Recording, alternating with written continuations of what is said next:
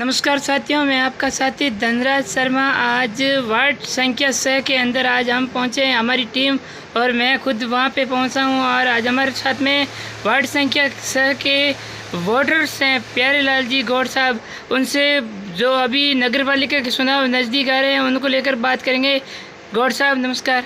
नमस्कार धनजी साहब, पत्रकार साहब, आपका बहुत बहुत स्वागत है। आप हमारे वार्ड संख्या 6 में पधारे और हम आपसे यही उम्मीद करते हैं कि आप आम जन की आवाज़ सरकार तक पहुंचाओ।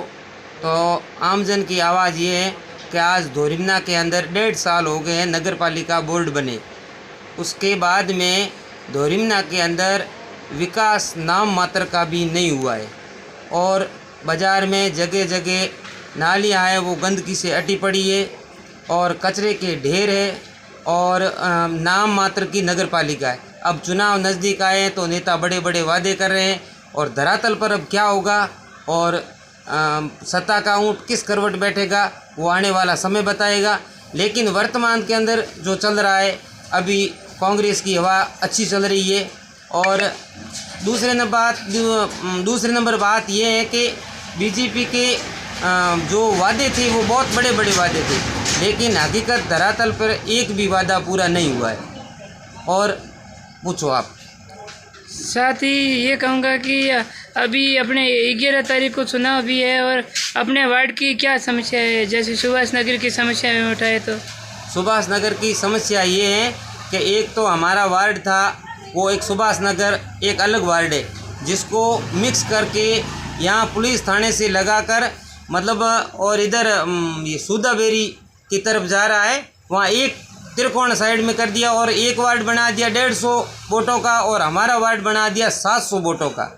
जो 700 वोटों में एक ग्राम पंचायत होती है उतना हमारा वार्ड बना दिया और 2 वोट इधर है और 4 वोट उधर है। ऐसे मतलब पूरे धोरिमना को तितर बितर कर दिया है। वार्डों को लेकर क्या लोगों में आक्रोश है?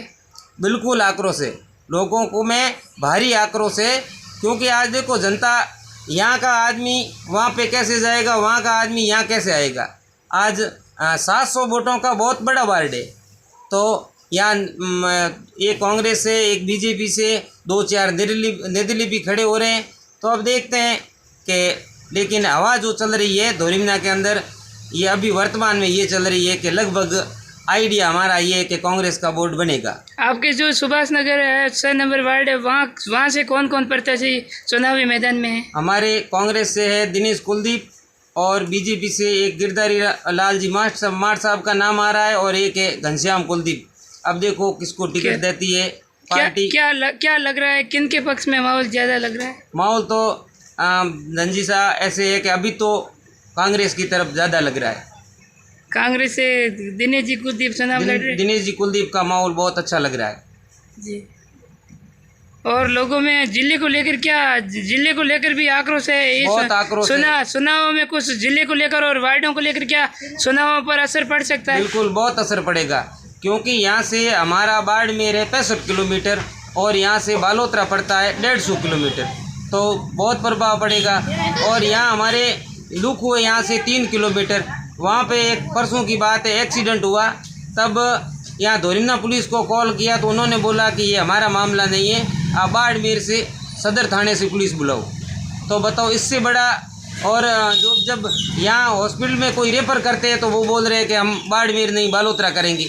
अब पेशेंट बुरी तरह गंभीर घायल है, वो बालोतरा पहले पहुँचेगा या बाड़मेर? वो बालोतरा पहुँचेगा तब तो मर जाएगा।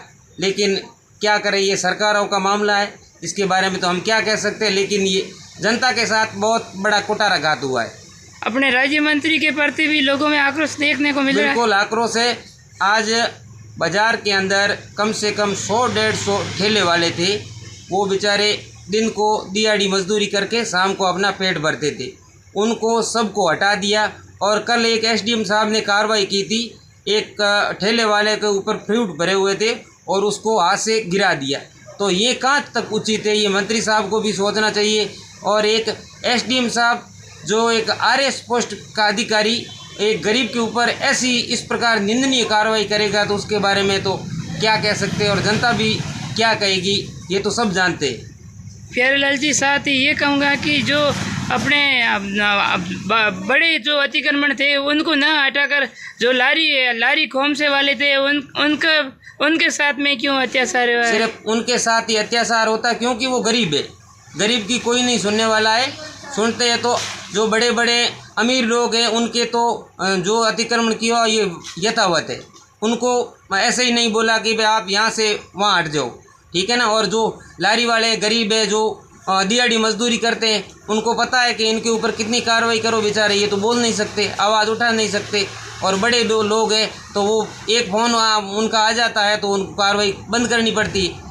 इसलिए जो आज तक जो होता है वो गरीब के ऊपर ही अत्याचार होता है, ये अमीर के ऊपर नहीं। ये जो दिहाड़ी मजदूर को हटाया है इनमें क्या सुनने में आ रहा है कि चुनावों में कुछ देखने को मिलेगा? बहुत बड़ा फर्क पड़ेगा क्योंकि जो यहाँ ज़्यादातर तो मध्यम वर्ग है, गरीब है, वही तबका ज़्यादा रहता है और प्रभाव तो पड़ना ही पड़ना है।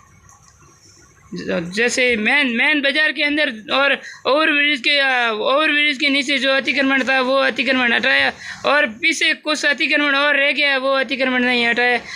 दोगलापन की व्यवहार क्यों किया है लोगों के साथ? यही तो बात है पंडित जी, इसी बारे में हम आपको बताना चाहते थे कि दोगला व्यवहार क्यों। कार्रवाई करो तो दोनों तरफ बराबर करो, एक तरफ ही कार्रवाई क्यों?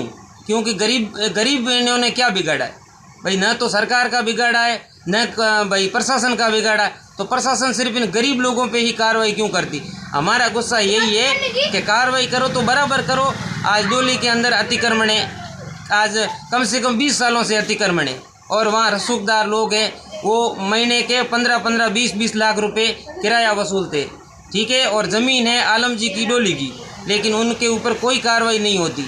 और कार्रवाई होती है तो ये मजदूर वर्ग है, ठेले वाले हैं, इनके ऊपर, क्योंकि ये इनके पीछे कोई नहीं, इनका भगवान है।